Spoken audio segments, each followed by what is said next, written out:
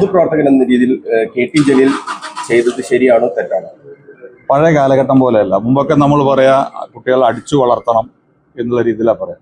പക്ഷെ കാലം ഇന്ന് മാറിക്കഴിഞ്ഞു. ഇന്ന് രക്ഷിതാക്കൾക്ക് പോലും ഇന്ന് കുട്ടികളെ അടിക്കാൻ പാടില്ല എന്ന് പറയുന്നൊരു കാലഘട്ടമാണ്.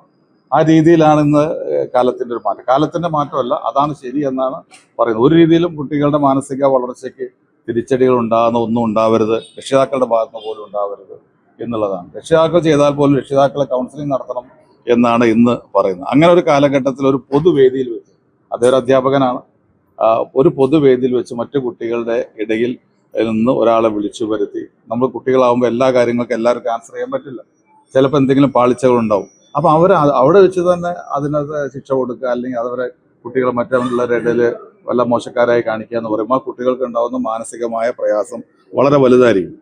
അത് പഴയ കാലത്ത് നിന്നുകൊണ്ടല്ല, പുതിയ കാലത്ത് നിന്നുകൊണ്ട് ജലീൽ ചിന്തിച്ചാൽ ജലീലിന് അത് തെറ്റു പറയേണ്ടി വരും.